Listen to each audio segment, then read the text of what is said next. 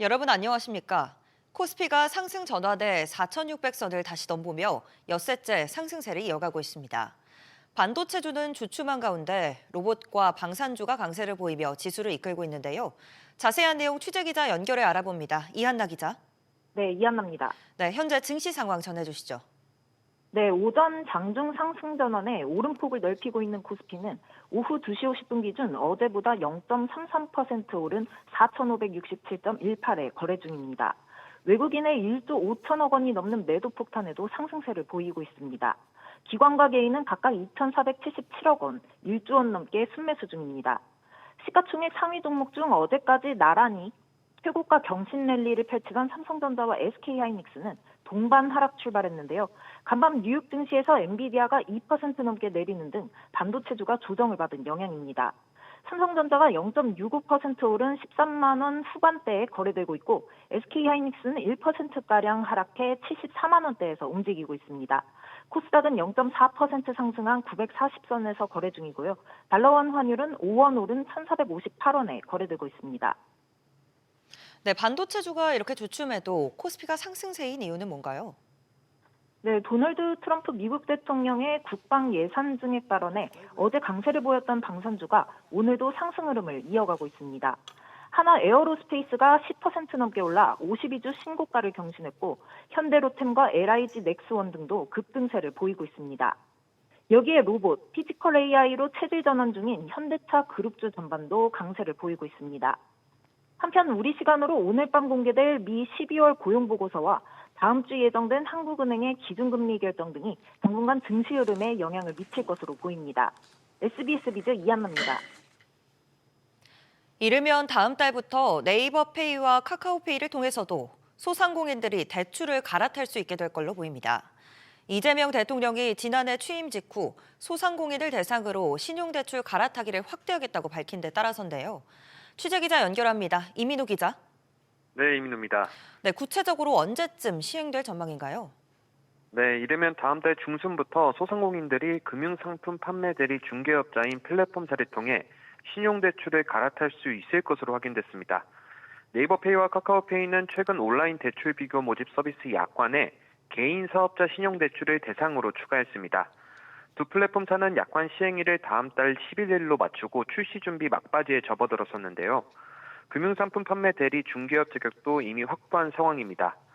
금융당국도 실무 준비 중이라고 도입 임박을 시사한 만큼 조만간 개인 사업자들이 온라인상으로 다양한 신용대출 상품을 비교하고 원스톱으로 갈아탈 수 있을 전망입니다. 앞서 이재명 대통령은 지난해 6월 당선 직후 소상공인 대환대출을 확대하겠다고 밝히면서 금융위는 지난해 9월 소상공인 금융지원 방안에서 이 같은 내용을 공식화한 바 있습니다. 네, 네이버 페이와 카카오페이가 이 소상공인 대출 시장에 뛰어든 배경도 짚어주시죠. 네, 플랫폼사 입장에서 개인 사업자 금융은 사실상 데이터 기반 금융의 본무대로 여겨집니다. 네이버페이는 스마트 스토어, 검색, 광고 매출 데이터를, 카카오페이는 카카오 생태계 내 자영업자 결제, 송금 데이터를 보유하고 있습니다. 특히 개인 사업자 대출은 개인 신용대출보다 건당 거래 금액이 커 플랫폼 입장에선 상대적으로 적은 건수로도 수익성을 높일 수 있는 구조입니다. 네이버페이의 지난해 3분기 매출은 4,331억 원으로 역대 최고 수준을 기록했고요. 지난해 흑자 전환에 성공한 카카오페이 역시 지난 3분기 실적 관련해 금융서비스 매출은 증권과 보험 서비스의 약진으로 전체 매출의 40%대 지속이라고 밝혔습니다. 사실상 볼륨을 키우는 두 페이사 입장에선 이번 개인 사업자 대출 갈아타기 서비스가 도입된다면 실적에 긍정적으로 작용할 전망입니다. SBS 비즈 이민호입니다. 이제 정보보호 안전망을 어떻게 갖췄는지 코스피 코스닥 상장사 모두 공시해야 합니다. 최근 잇단 개인정보 유출 사태에 따라 정부가 정보보호 공시 의무 대상을 대폭 확대하기로 한 건데요. 김동필 기자. 네, 김동필입니다. 네, 정보보호 공시 의무 대상 기업이 대폭 늘어난다고요. 네, 상장사 전체로 대상이 확대되고 예외 조항도 사라지면서 3천여 곳 이상이 의무공시 대상이 될 전망입니다. 올해 666곳이 의무공시를 했으니 5배가량 많아지는 셈입니다. 과기정통부는 정보보호산업법 시행령 개정안을 오늘부터 입법 예고한다고 밝혔습니다. 우선 매출액 3천억 이상 조건을 삭제하면서 코스피 및 코스닥 상장법인 전체에 정보보호 공시 의무를 부여했습니다.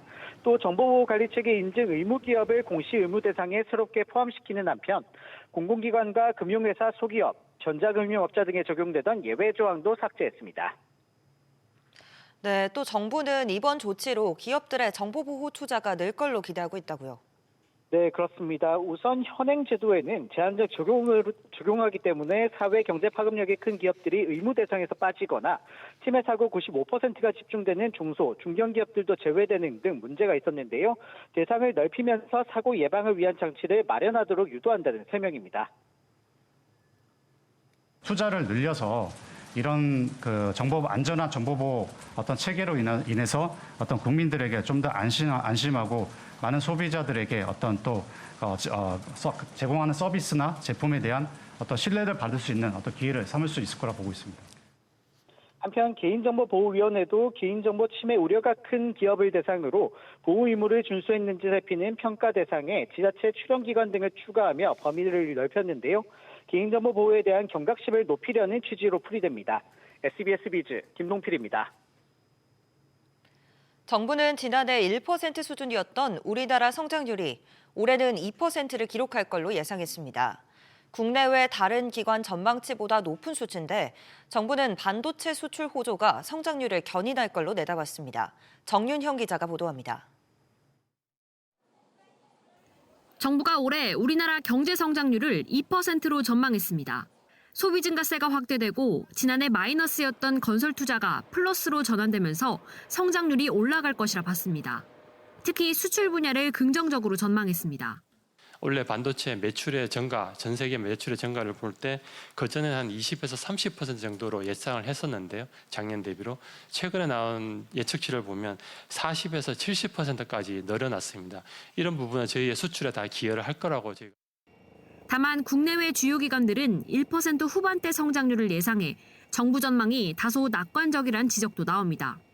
환율 이슈도 있고 국제 유가가 점점 낮아지고 있어가지고 철강이나 아니면 석유, 화학이나 수출 전망은 그렇게 긍정적이지 못해요. 수출을 반도체 슈퍼사이클만 가지고선 긍정적으로 보기에는 좀 조심스러운 부분이 있다. 여기에 높은 환율과 국내 건설 시장 침체, 중국 유럽연합 등 주요국 경기 둔화도 우리 경제의 변수로 작용할 수 있습니다. 한편 정부는 올해 소비자 물가가 2.1% 상승할 것으로 전망했습니다. 물가 안정을 위해 부처별 차관급 물가 안정 책임관을 지정하고 업무 평가 시 소관 품목 물가 지표를 반영할 방침입니다.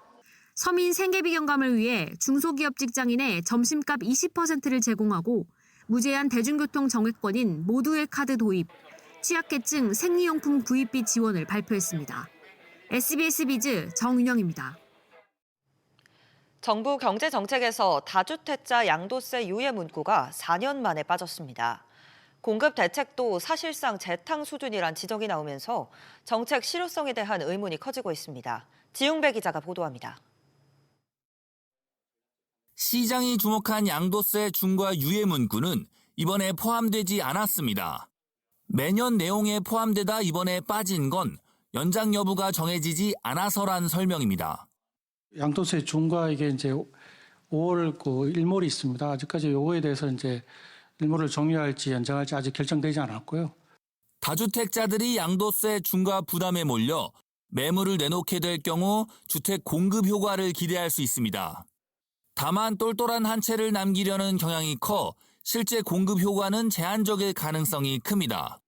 더욱이 이번 전략의 세제 방안도 힘을 주지 않았던 만큼 공급 형태와 물량이 집값 잡기에 있어 관건이었는데 당장 새롭게 포함된 내용은 청년 등을 위한 모듈러형 공공주택 16,000여 호에 그쳤습니다.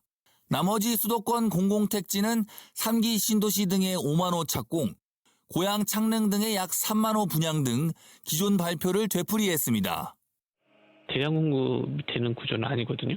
오히려 더 비싼 부분들도 있을 거예요. 이 주택을 소비자가 좋아해야 돼요.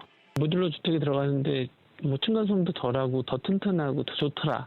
이렇게 평가가 돼야지.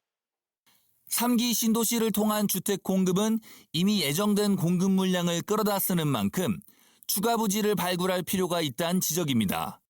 이달 발표될 공급 대책의 파급력이 기대에 미치지 못할 경우 집값 상승의 또 다른 기폭제가 될 수 있습니다. SBS 비즈 지웅배입니다. 국내 증시 활성화를 위한 세제 혜택도 대폭 확대됩니다. 국민 자산 증식과 함께 AI와 반도체 등 국내 첨단 산업의 자금 조달 활성화를 동시에 꾀한다는 계획입니다. 이어서 김성훈 기자입니다.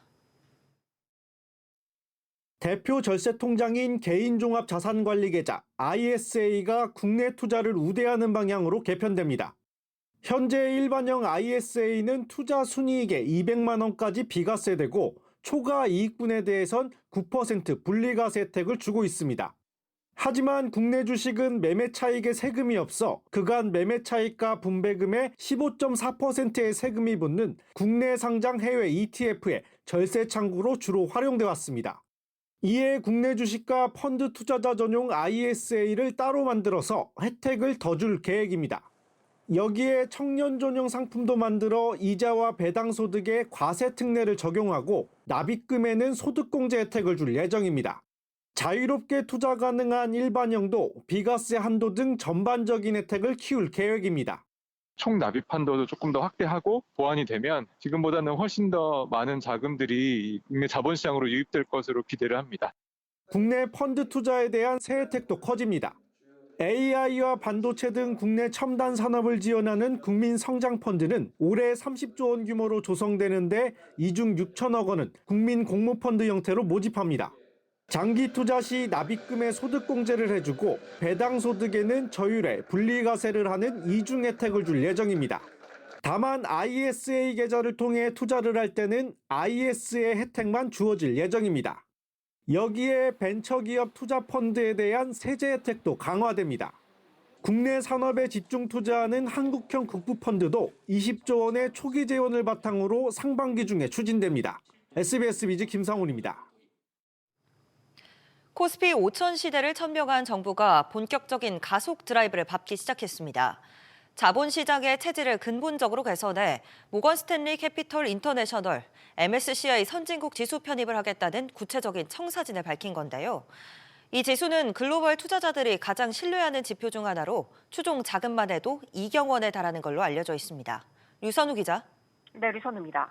네, 글로벌 투자자들이 믿고 투자할 수 있는 자본시장을 만들겠다는 건데 어떤 내용이 담겨 있나요? 네, 정부가 오늘 MSCI 선진국 지수 편입을 위한 종합 계획을 발표했습니다.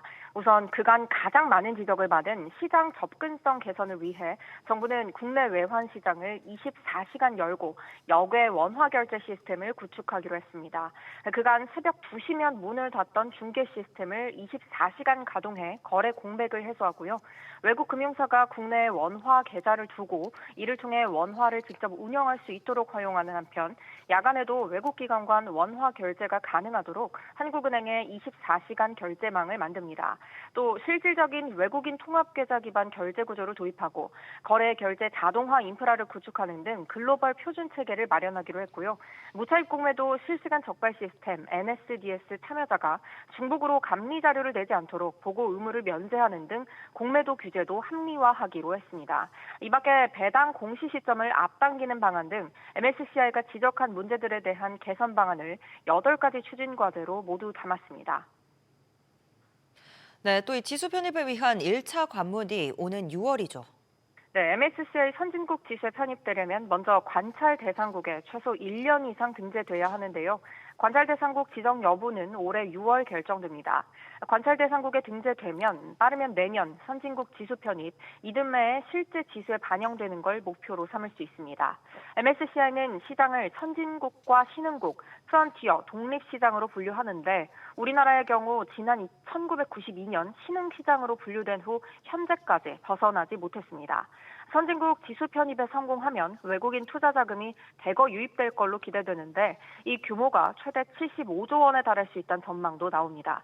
SBS 비즈 류선우입니다. 이번 CES에선 우리나라 뷰티 헬스케어 기업들도 큰 인기를 끌었습니다.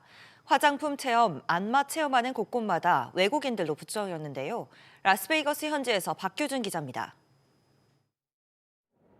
젊은 여성부터 중년 남성까지 다양한 연령대가 한 부스를 가득 메웠습니다. 신기한 듯 얼굴에 대고 문질러 봅니다. 국내 뷰티 기업 APR의 피부 관리 신제품을 직접 체험해 보기 위해서입니다. I do, and I love how it helps keep the radiance of my skin. as well as it helps because I have unbalanced skin tone, and since it's collagen based, the Booster Pro helps boost my skin up, especially when I use it. I'm in the military, so I'm always on the go. The Booster Plus really helps my skin be healthy, natural, and it also helps with dark spots. 헬스케어 기업 세라젬은 집 안으로 들어온 사우나 부스가 관심을 모았습니다. 버튼을 누르면 사우나 내부 공간이 확장되고 정신을 맑게 하는 각종 치료도 받을 수가 있습니다. The benefits about this device is the other forms of therapy. So outside of just being a sauna, it targets aromatherapy, light therapy, oxygen therapy, along with sound therapy. 사우나 시설은 최대 60도까지 올라가고요. 이 건식 사우나라서 관리가 편하고 또 이렇게 넷플릭스 같은 OTT까지도 즐겁게 시청할 수가 있습니다. 바디프렌드 부스엔 안마 체험을 하려는 외국인들로 가득했습니다. 바디프렌드는 두 팔과 다리 움직임에 더해 발목 회전 기술까지 적용한 안마 로봇을 공개했습니다. I'm 82 years old, and I've lived in Alaska for 82 years, and we use these chairs every day. All my family, the girls, everybody just love them. 이번 CES를 기회로 국내 뷰티 헬스케어 기업들의 세계 시장 공략은 더 강화될 걸로 보입니다. 미국 라스베이거스에서 SBS 비즈 박규준입니다. 특히 올해 CES 주제가 혁신가들의 등장이었던 만큼 기발한 아이디어를 구현해낸 우리 스타트업들이 혁신상을 휩쓸었는데요. 중소벤처기업부와 코트라 등 우리 정부의 지원 사격도 돋보였습니다. 이어서 최지수 기자입니다. 카메라로 온라인 플랫폼에서 판매할 검정 트위드 자켓 제품 사진을 찍습니다. 이렇게 제품 사진을 찍기만 해도 AI가 30초 만에 홍보 문구가 담긴 상세 페이지를 자동으로 만들어줍니다. 판매 업체의 마케팅 비용과 시간을 크게 줄일 수 있습니다. 정부가 스타트업 육성 프로젝트로 R&D를 적극 지원한 기업인데 국내외 잠재적 바이어로부터 큰 호응을 얻었습니다. It's got a really nice UX for kind of AI generated. Can kind of display the fashion for you. I think for fashion brands, it's really useful to have. 듣는 기능에 그쳤던 헤드폰에 고글 디스플레이를 탑재해 3D 영상 시청을 구현해낸 우리 기업은 글로벌 진출을 앞두고 CES를 세계 무대의 발판으로 삼았습니다. K-스타트업은 AI를 필두로 혁신가의 등장에 걸맞는 기술을 보여주면서 혁신상 60%를 휩쓸었습니다. 그 뒤엔 정부의 지원 사격이 있었습니다. 코트라가 꾸린 통합 한국관에는 역대 최대 규모 470개사가 참여해 원팀 코리아로 뭉쳤고 중기부는 K-스타트업 통합관을 마련해 바이어와의 직접 통로를 만들었습니다. 우리 정부는 국제 무대에서 경쟁력을 입증한 기업들이 실질적인 수출과 투자로 이어지도록 해외 마케팅, 사업화 등 후속 지원을 이어나갈 계획입니다. 미국 라스베이거스에서 SBS 비즈 최지수입니다. 작년 11월 우리나라 경상수지가 31개월 연속 흑자를 이어가면서 11월 기준 역대 최고를 기록했습니다. 한국은행이 오늘 발표한 국제수지 잠정 통계에 따르면 작년 11월 경상수지는 122억 4천만 달러 흑자를 달성했습니다. 반도체 수출이 대폭 늘어났고 자동차 수출도 10%대 증가하면서 상품 수지 흑자가 133억 1천만 달러를 기록하며 11월 기준 역대 최고를 나타냈습니다. 대규모 개인정보 유출 사건 등 쿠팡 관련 의혹을 수사하는 경찰이 해롤드 로저스 한국 쿠팡 임시 대표에게 소환을 통보했습니다.